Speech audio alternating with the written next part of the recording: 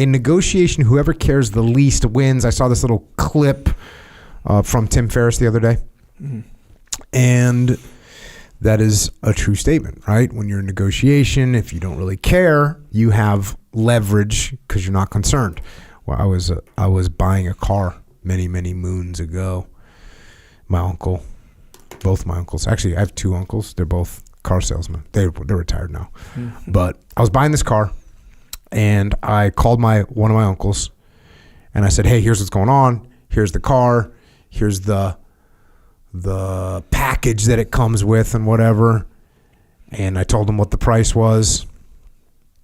And I said, "What do you think?" And he says, "It's not a hateful price." And I said, "Okay, well, what does that mean? What should I do?" And he goes, "Walk away. They'll call you." Mm. And I said, "Well, I kind of like this car." He goes, "Walk away. They'll call you." Mm. I said, "All right." So I walked away. They called. Yep. Cool. They adjusted their figures. Mm. Why? Because I acted like I didn't care. Mm. And they did. They want to sell that car. So, this is one of the reasons I can't really go shopping for big ticket items with my wife. Yeah. Because she'll just walk up, look at a car or look at a house and just be like, "Oh, I love this." No. She's better now. You trained her? Yeah. We didn't train her. She's not a dog, but we have discussed protocols when looking at properties or when looking at big ticket items, right? Yeah. So that being said, a long time ago, you and I talked about something that's kind of the opposite of that. And that is, there's some environments where whoever cares the most is most likely going to win. And that's because this is like in a team environment, in a work environment, the person that cares the most is probably going to win because they won't stop until they do, right? So because they care, they're going to make maneuvers, they're going to outlast, they're going to out-hustle, they're going to do things that the person that doesn't care is not going to do.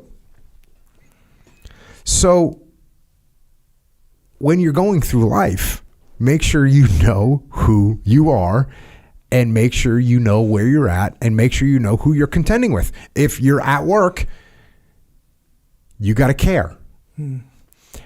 If you're in negotiation, you better not care. And it's important to know what you're up against, right? Know who you're up against. In your negotiating with someone, you got to understand how much they care about the thing. And then you know what you're dealing with. Because if they don't care, then you got to understand that. You don't have much leverage. If you're at work, how much do they care? Do they care more than you? Are they willing to go the distance? Because you might be wasting energy trying to fight somebody that really cares and they're going to win. So you got to understand who you're up against, in what scenario it is, and then you got to address it appropriately. And then on top of that, these ideas kind of collide when it comes to leadership. Because when it comes to leadership, one thing that leaders mess up is they care too much about the wrong things. So they care too much about things that they shouldn't be caring about. They don't care enough about things that they should. One thing that generally leaders care too much about is they care too much about their own ideas. They care too much about their own thing, their own idea, the plan that they came up with. They care too much about that. They also care too much when you're in a leadership position about who gets the credit, right? About who said more in the meeting, right? These are things that people in leadership perspective, in leadership positions, they care about, and they shouldn't freaking care about those things. Leaders sometimes care too much about themselves and how this impacts them. When what leaders should really care about isn't who gets the credit, isn't whose idea it is, isn't who said more in the meeting. What they should really care about, obviously, is their people. Because if you take care of your people will take care of you. So let's think about that. The way caring impacts different situations, leadership situations, team situations, negotiation situations. Just think about it. Know yourself. Know your level of care. Know what you're caring about. Know your teammate, your opponent, your counter in negotiation, and know where they're at and what they care about. Yeah, I caught that Tim Ferriss clip as well. Oh, you did? That's good. Yep. Yeah, it's almost like whoever cares the most is going to spend the most, right? Oh, for sure. Essentially. And I don't mean spend necessarily just money. I mean, they're going to give out or they're going to expend the most, yes, if they care, because they care, So negotiation, it works against you. Yeah. Because negotiation, usually you want to get the most, not expend the most. Mm-hmm.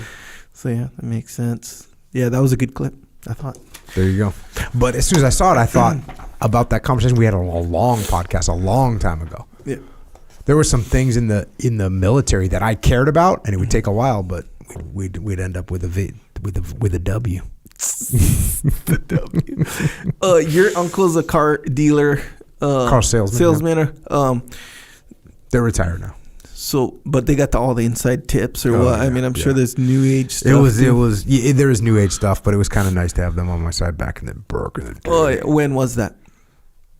Like my entire adult life. No, that particular situation was the 90s, the late 90s. Okay. Yeah.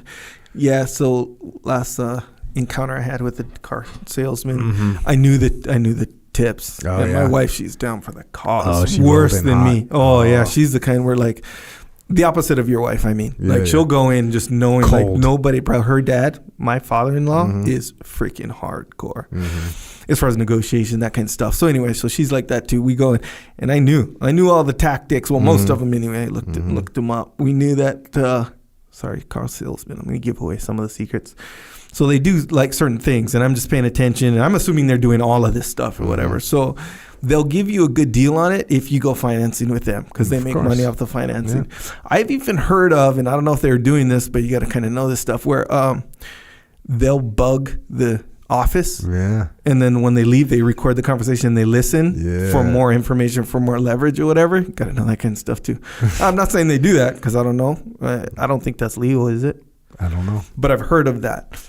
And then what was the last one? Oh, yeah. So the guy, my salesman, he wasn't like an older, he was a younger guy. And he did jiu-jitsu at Atos. So I was like, okay, this is what I'm going to do. I'm going to bond with this guy, and I'm going to flip him to give out all the secrets. See what I'm saying? We did it. So we like sat down, like, give me the secrets, or he was like, you mean for the deal, gave you a good deal? Yeah, so, but in this sense where, this is what happened. I ended up talking to him, and and we kind of created a relationship where now he's not negotiating on behalf of the company. He's just kind of broing out with me. So he's like, he even said, and he had his like mask on. This was back in the day where he had to wear masks, and he like totally like takes off his mask. He's like, hey, they make their money on the giving up all the goods. They make their money on the financing. So you just got to this and that, and let me do this. And he's like doing all this stuff. He didn't have that much power. He's like, but let me tell my manager this and that. And then we ended up getting a good deal. There you go.